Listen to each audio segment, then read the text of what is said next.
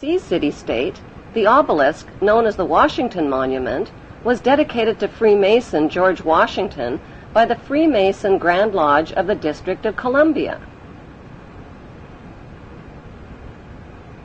The secretive Brotherhood of Freemasons laid the Washington obelisk's cornerstone in 1848 and contributed 22 Masonic memorial stones.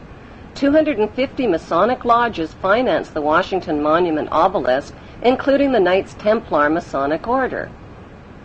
At the heart of London city-state is a 187-ton, 69-foot-tall Egyptian obelisk called Cleopatra's Needle. It was transported from Egypt and erected on the banks of the River Thames. In Vatican City, another Egyptian obelisk towers high above St. Peter's Square.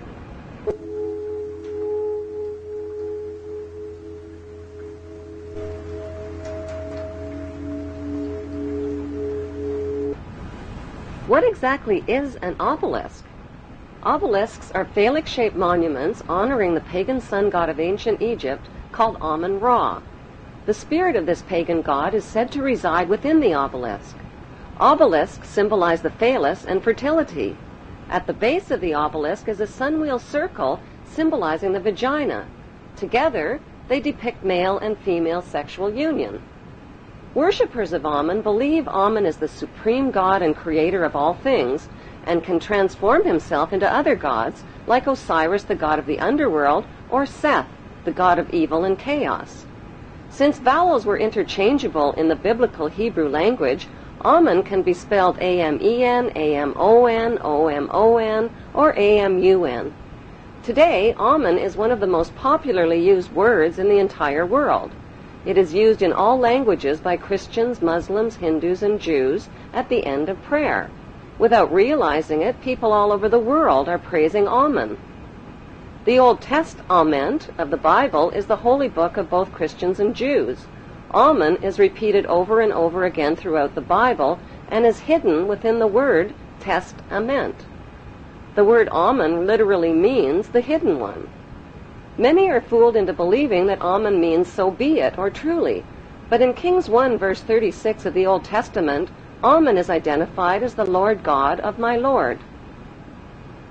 Why in the world would the Vatican, a fortress of Puritan Christian values, erect a monument symbolizing the pagan god Amun and sexual intercourse right in its own front yard?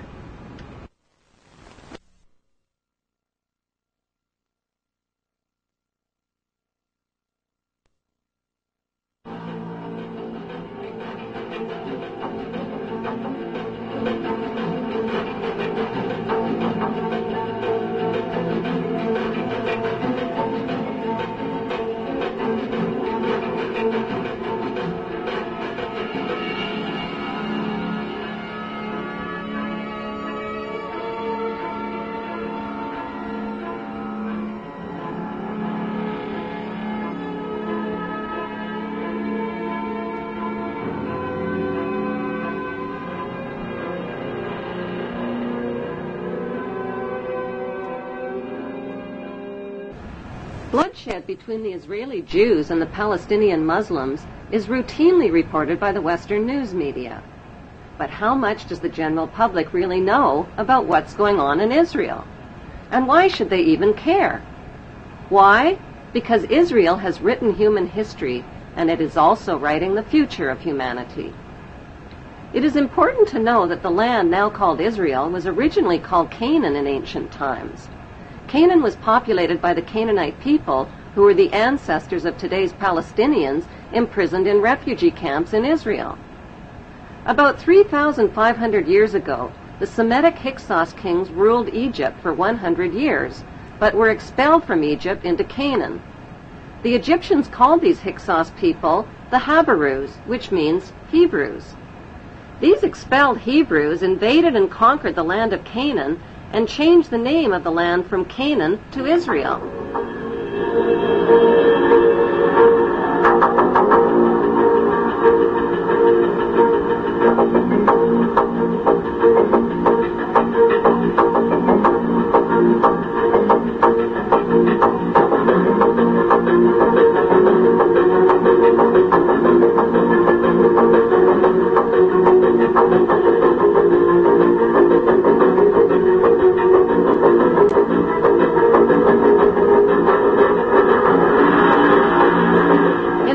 45 AD, the name was once again changed to Palestine after the Romans conquered the land. As recently as 1948, the name was officially changed back to Israel again by the Hebrew Zionists, who slaughtered and drove the Palestinian people from their homes, land, and villages after World War II.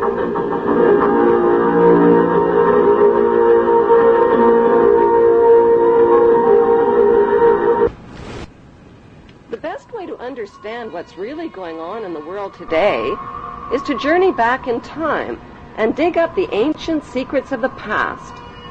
Those ancient secrets have been hidden by the ruling class beneath the shifting sands of Egypt for more than 4,000 years.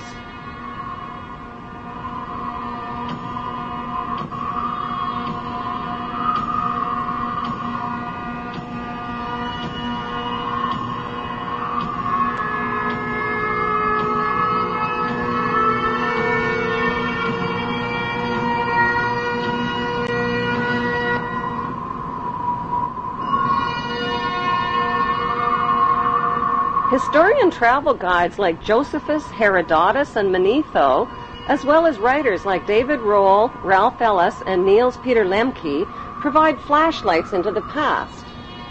The earliest remains of human life on Earth were discovered in Africa. The ancient Egyptians kept detailed records of their culture and history in tombs, in temples, and on pottery, using pictures and writings called hieroglyphics. Archaeology experts have found absolutely no evidence whatsoever that Hebrew Jews lived as slaves in Egypt or of their exodus from Egypt. The plain truth is that Moses didn't lead Hebrew slaves out of Egypt any more than Charlton Heston did. So who was that bearded man with a magical staff named Moses?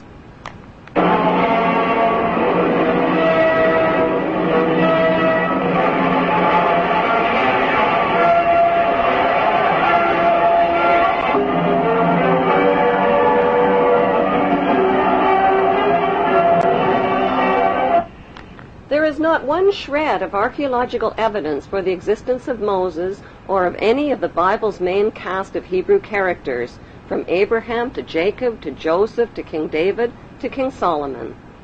There is, however, plenty of evidence for the existence of Egyptian pharaohs, who these biblical characters are based on. The Bible's Old Testament has carefully covered up the connection between the Egyptian pharaohs and the Hebrew patriarchs by mixing up historical facts with myths and legends. The job of archaeology experts and historians is to separate fact from fiction. Modern archaeologists have confirmed that the Hebrews were not a race of people as once thought. They were a Semitic and Asiatic class of foreign workers who migrated into Egypt from neighboring lands in search of work as craftsmen and builders. As their population multiplied over hundreds of years, they contributed to Egyptian technology, worshipped Egyptian gods, intermarried with Egyptian nobility, and gradually rose to positions of power and wealth in Egypt. The Bible story of the Hebrew Jews begins with Abram, who was born north of Canaan in the town of Ur around 2055 BC. Abram married his beautiful sister Sarai. At God's command, the incestuous couple changed their names to the Egyptian names of Abraham and Sarah and migrated to Egypt. Once in Egypt, Abraham turned his sister wife Sarah over to the Pharaoh as his harem sex slave and was rewarded with gold and silver. Abraham received covenants or promises from God. God promised to make his name great and to make a great nation for him. God also made a circumcision covenant with Abraham, commanding him to mark the flesh of his people and slaves by cutting off the protective foreskin of their penises. Circumcision was a painful barbaric custom that was introduced into Egypt near this same time and has survived to this day. It is the unnecessary mutilation of the genitals of little boys and implies that God made a mistake in design. This mutilation custom has more to do with a mark of Hebrew ownership than with hygiene. In the continuing Bible story, Abraham married an Egyptian woman named Hagar because his sister wife Sarah couldn't conceive. But at age 90, Sarah finally gave birth to a son named Isaac. Following God's order to sacrifice his son, Abraham hog-tied Isaac and picked up a knife to kill him. Just as Abraham was about to plunge the knife into Isaac, he learned God was only kidding.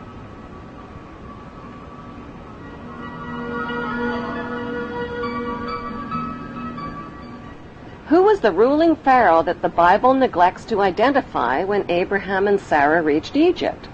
His name was Amenemhet I, and he ruled Egypt from 1991 BC to 1962 BC. The name Amenemhet means Amen is the head. Besides Pharaoh Amenemhet and biblical Abraham living in the same place at the same time,